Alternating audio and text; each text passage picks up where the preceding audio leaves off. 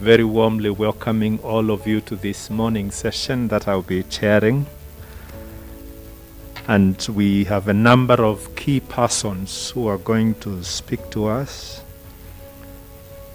tell us key roles of important institutions that they are responsible for or they are managing. And we will start with the ATPS.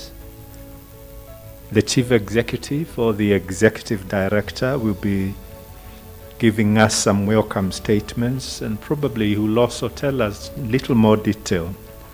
What is ATPS? What does it do? And perhaps start the discussion on the role of science, technology, innovation in supporting, fighting very important and destructive processes of extremism. That is very important. We have the keynote speaker today. He will also be talking to us. I'll introduce him when that time comes. We also have the chief guest of honor, who is also here, and we are very delighted. So let's then immediately start with the Chief Executive, the Executive Director of ATPS, Dr. Nicholas Ozor. This event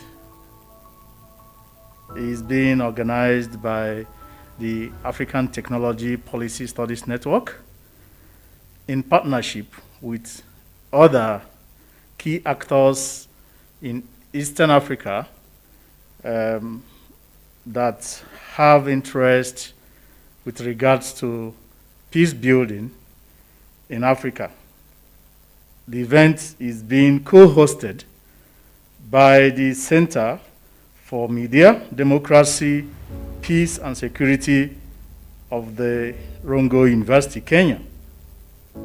Other partners are the Women's International Peace Center, Uganda, the Center for Conflict Management, University of Rwanda, the Institute of Policy Analysis and Research, Rwanda, the Addis Ababa University, Ethiopia, and the Wilson Center, United States of America. These partners have jointly come together to organize this maiden event, as we were informed by the moderator.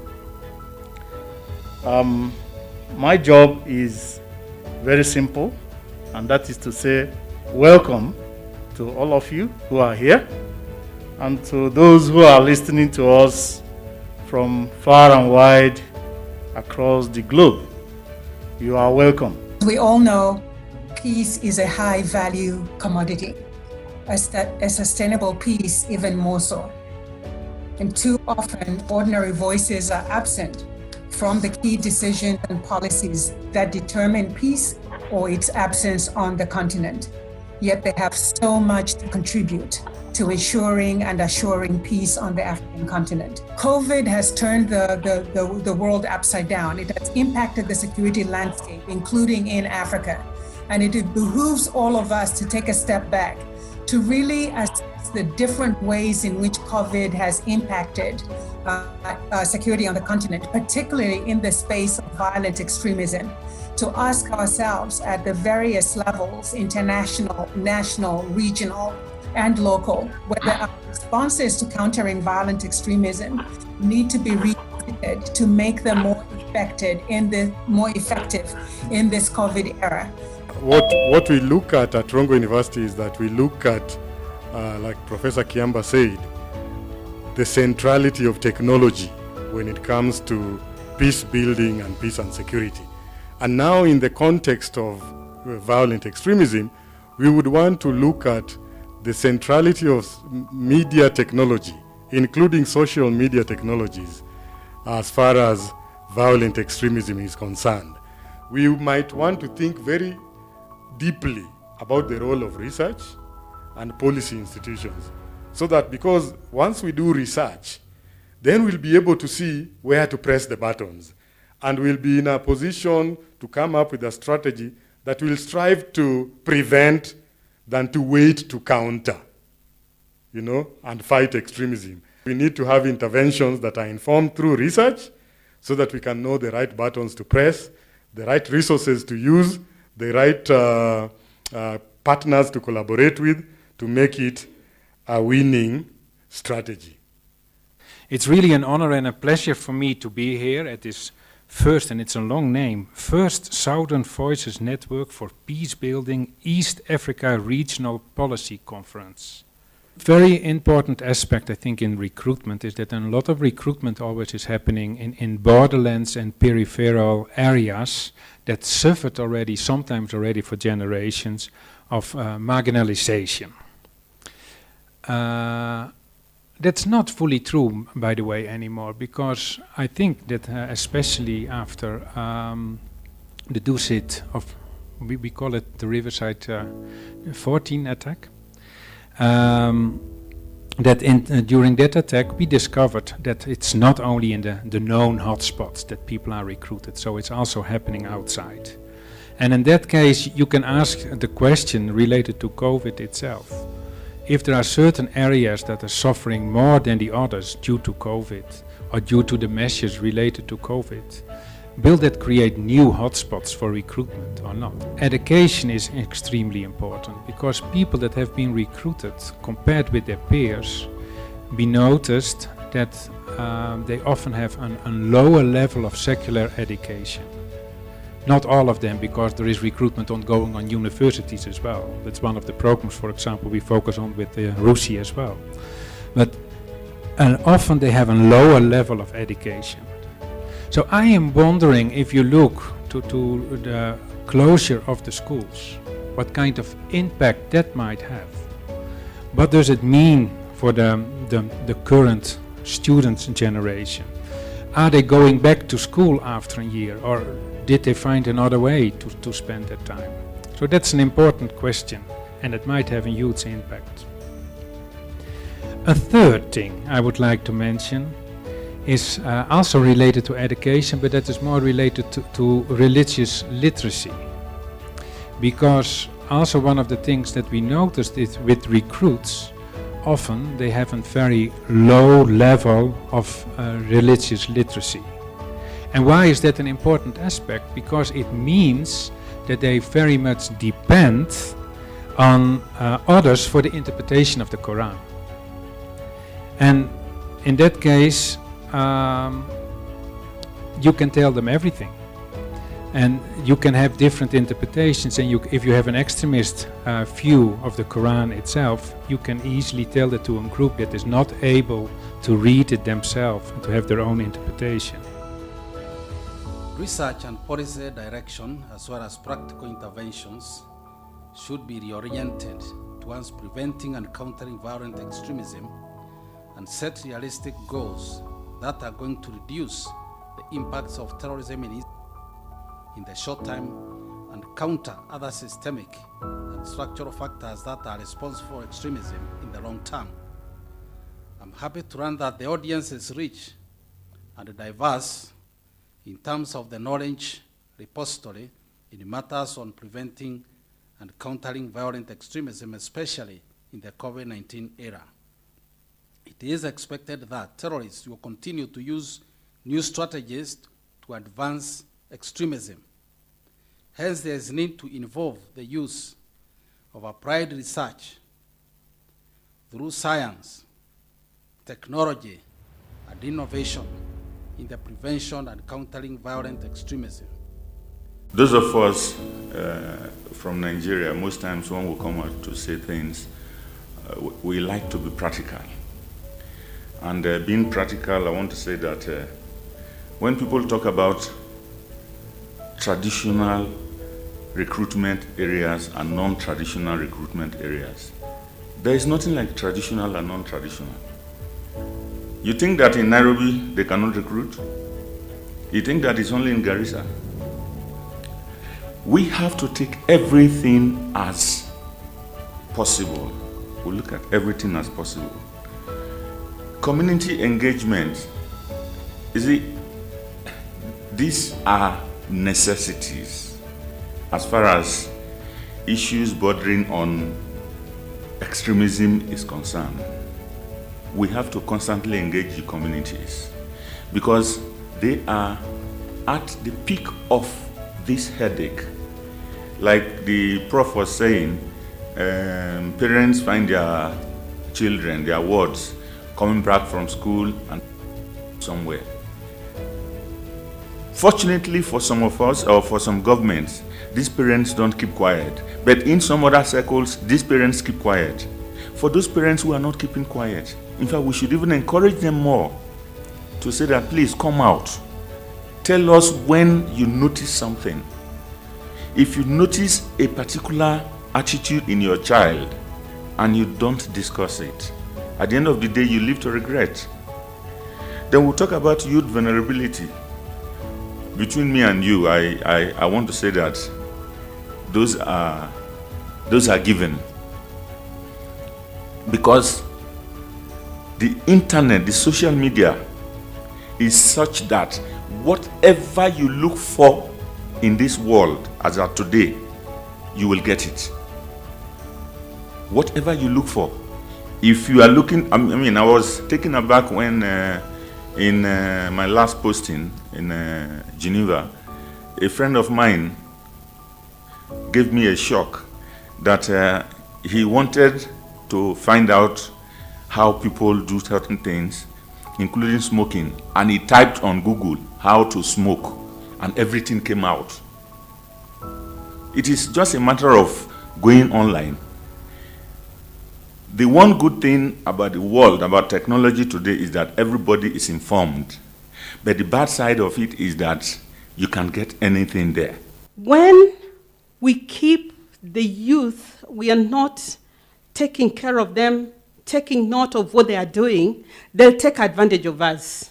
When we don't also embrace the people who are around these young people, it becomes so hard. It is so difficult. It is next to impossible for us to work against radicalization. We also know that we are not really sure how far this COVID-19 is going to take us. We don't know what is going to be happening in the next few years, but we do know that it's going to have an impact on violent extremism. We need to have this conversation and develop a plan of action that then enables us to respond effectively. So the conversations in the next 2 days, we'll be looking at the different scenarios, the different areas of focus to enable us to do this effectively, but also to evaluate where we are in terms of countering violent extremism, where we hope to be, and how this can be achieved in the context of COVID. Number two, the trust deficit. And I want to connect it with speed.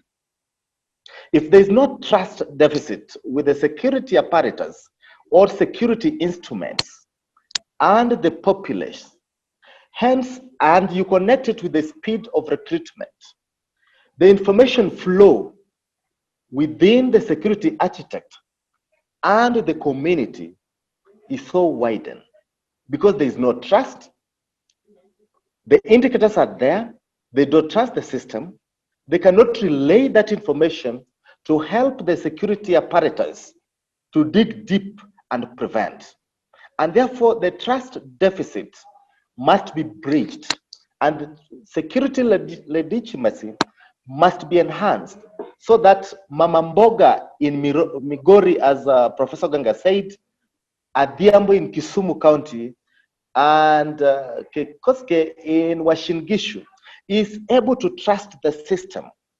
And if he comes across somebody who is a potential recruitee, is able to inform the chief, the assistant chief at the village level, or inform the local OCS at the village level. And that is when the prevention mechanism of countering violent extremism will yield results.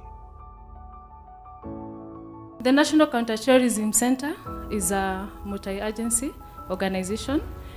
It draws membership from officers and other workers from the major security agencies.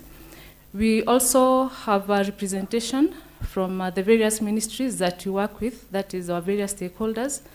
Basically, the NCTC has a representation, not only from the security agencies, but from other ministries that are relevant. Some are permanent, some are ad hoc, and that is how we carry on our work.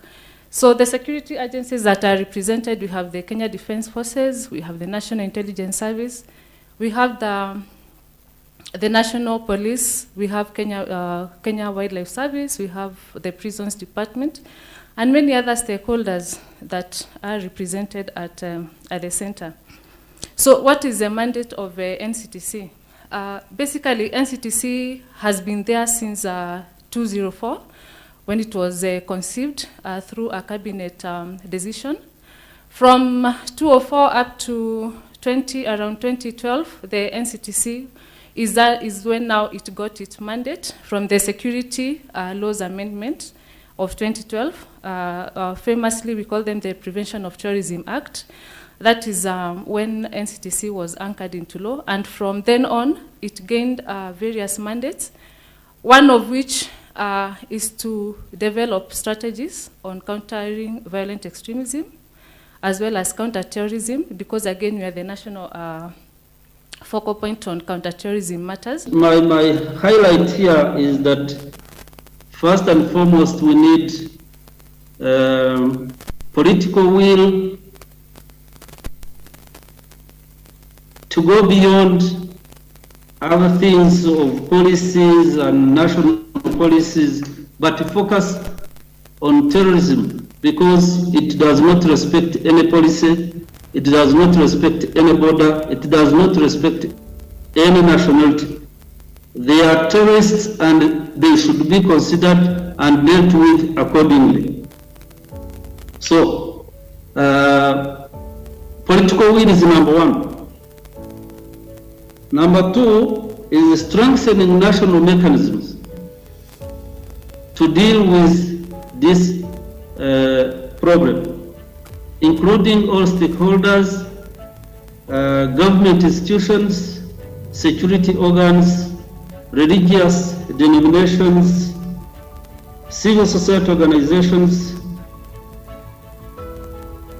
communities, and the youth specifically, because for us here in Rwanda we have introduced a system of, we have community policing, but we have embedded in a system of anti-terror clubs up to the mosque level.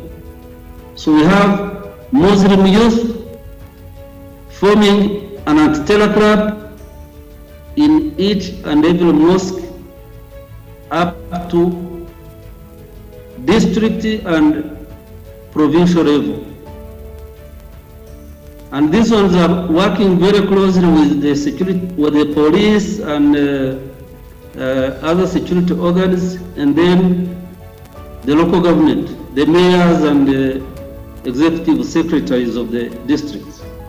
We need to bring on board the researchers, empirical research, to tell us what causes, what are the drivers in one country may be different in another country. So researchers should play a very big role, own the problem, and find out what should be done and ensure that the recommendations are actually implemented. We, by virtue of working with some security agencies, we got to realize that there is what we call an established body, which is known as the Regional Intelligence Intelligence Fusion Unit. Regional Intelligence Fusion Unit. That is, all the intelligence bodies from that region share real-time intelligence on happenings in their various countries. And because these people, like I said earlier, because we have porous borders, these people can traverse these borders easily. And when this information about the activities are shared, it goes a long way to solving part of the problem or nipping the problems in the bud. And I'm sure what Nicholas also meant saying us, he didn't mean only ATPS, but all organizations that are involved in one way or another in research, data collection, and better understanding of, or studies of better understanding of these issues of terrorism, extremism, and so forth, whether they are religious oriented or not, or for whatever other reasons. I think governments needs to be given the best possible information available from that research, and therefore the pleading for the governments to support more research into these areas, I think, is very welcome. The government can avail resources. The only difficulty now, being a very unique area and being an area that it is now called an emerging issue, then there need to be concrete proposals that women actually should come up with that can be embraced by the policymakers. It is always very easy to sit on the other side and then point fingers on the policymaker.